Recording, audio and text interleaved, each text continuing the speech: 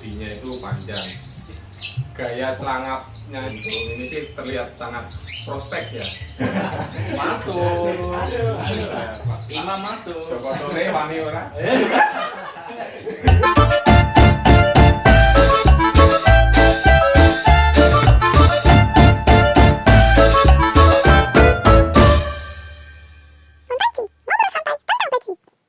Assalamualaikum warahmatullahi wabarakatuh. Bertemu lagi di channel saya, Sonet Kolonial ya.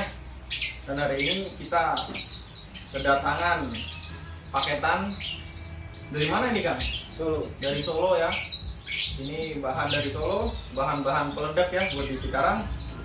Dan rencana hari ini kita akan unboxing dan kita akan tanya-tanya juga, mumpung di samping saya sudah ada Master Pleci. Ya, kenali dulu siapa Bang namanya? Namanya Arifin. Yo, iya Arifin. Yang dulu itu barang Bang Arifin apa?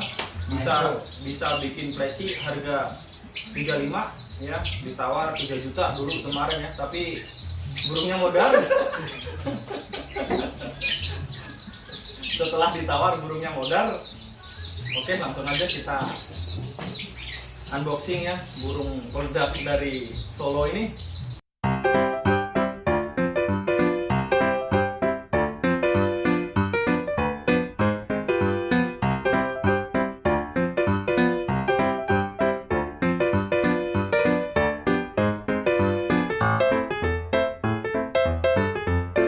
Baik, jadi ini sudah kita bongkar lakbannya. Langsung kita buka aja untuk burungnya. Kelihatan dari atas sih masih pada sehat ya burungnya, nggak ada yang sakit.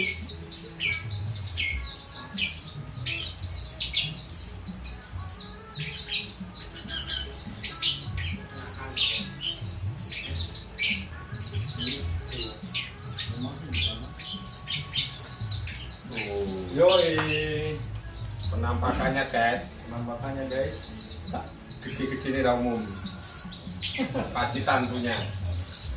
Kita perjelas. Ya, hari ini kita kedatangan burung-burung bereng ya, bahan-bahan peledak.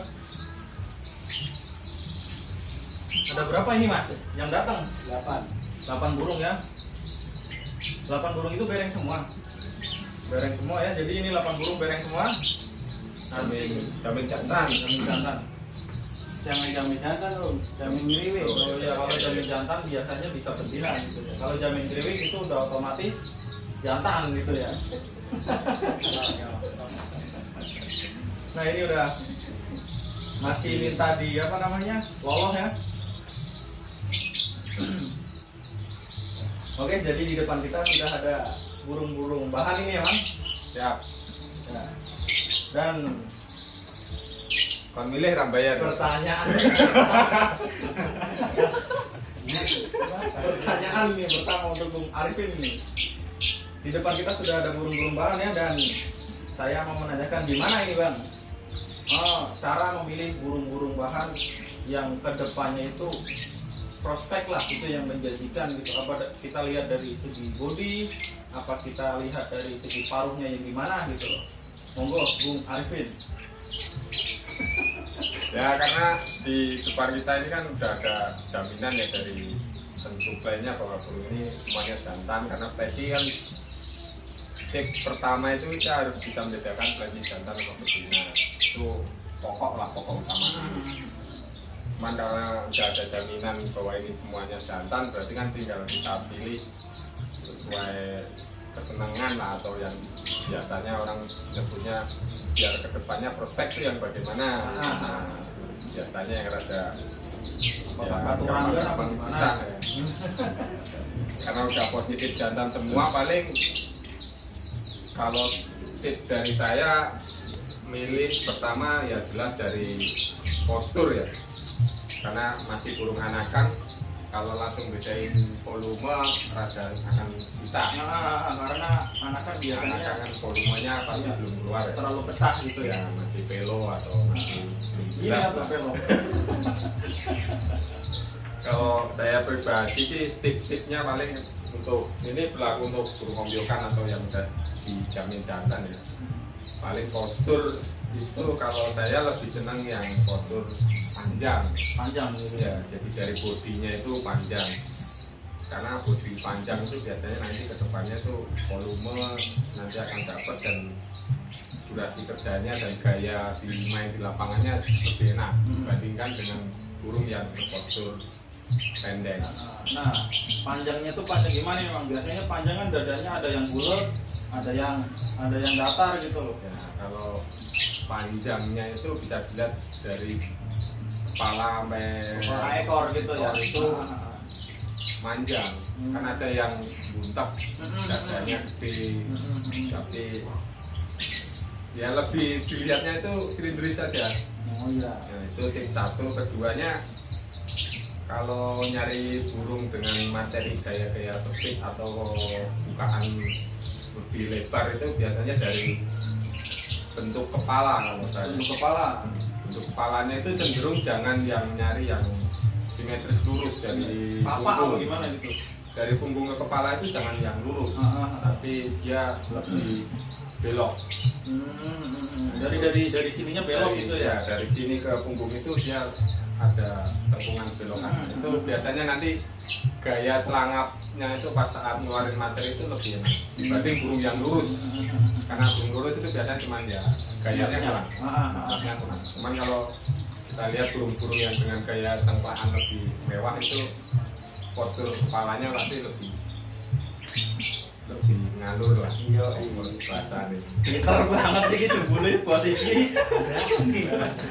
Kalau dan banyak juga sih, ada yang paruh, ada yang paruh lurus, ada yang bengkok. Iya. Nah, kalau untuk materi-materi jaluran yang lebih banyak yang lurus ya.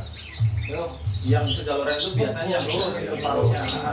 Cuman kalau lebih seneng ke materi ya Ada bengkok gitu ya. Depannya Nah, gitu. itu nanti membawakan materinya akan lebih variatif biasanya sih. Makanya ini hanya teori ya, dia berlaku bisa benar bisa enggak, cuman karena dari kebiasaan aja sih. Nah, kalau dari burung-burung ini sih terlihat sangat prospek ya. Dari bodinya juga gede-gede, panjang-panjang, terus paruh segala macam. Nanti tinggal next stepnya aja karena burung masih kondisi nol atau bayi ya, pemasteran. Nah, ngomong-ngomong soal pemasteran gitu ya. Ngerokok berapa? Yoi. Gak pokoknya. Baru 10 menit pokoknya ini baru 10 menit. Pokoknya kita durasi 15 menit. Ya ngomong-ngomong tadi soal pemasteran ya Bang. Jadi gimana nih buat burung-burung yang ini cara pemasterannya gimana gitu loh. Cara perawatan lah pertama gitu loh. Hariannya gimana gitu loh buat burung-burung ini gitu.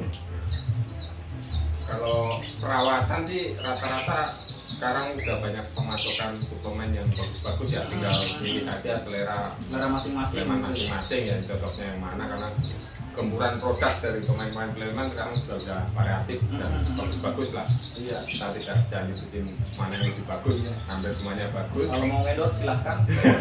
Masuk. Imam masuk. Coba sore wani ora. Nanti saya cek pokoknya Joko Tore. Ini ada Bapak Imam. Oke, kembali lagi Bang ke pemasteran ini. Nah, kalau pemasteran ini hanya dan diceritakan yang biasa saya lakukan ya, karena kan banyak variasi dan banyak metode sih sebenarnya sih. Kalau pemasteran itu baiknya itu kalau menurut saya itu setelah dilakukan biasa jemur pagi, jemur terus secukupnya itu, nah habis itu diangin-anginkan atau diteduhkan, nah itu dengan pemasteran lirih aja. Volumenya lirih gitu. Volume lirih. Pas saat habis dijemur, karena kondisi burung saat dijemur kan kondisi lelah ya, capek atau kepanasan, nah itu biasanya cepat menangkap materi. Nah nanti tinggal diulang lagi pas saat timbun. Timbun kita tetap masterin, sambil dimasterin diri juga, biar untuk mengingat lagi. Kalau malam mau tidur juga bisa. Jadi pagi setelah jemur, terus sore waktu mau maghrib itu bisa, atau saat pagi-pagi pas saat nunggu. Gini bang, jadi tadi ada preman gitu ya yang nanyain ke saya, kan dia kerja PT gitu lah ya, dan kalau malam gitu kan, kalau malam orang kan istirahat gitu ya, orang istirahat. Nah untuk volume pemasteran nih, volume pemasteran untuk malam hari itu agak dikencengin apa lirik gitu? Kalau menurut saya sih lebih akan dapat lirik ya. Dapat lirik. Dapat lirik karena kan untuk ya ibarat kita lagi tidur aja volume lirik tetap nangkap.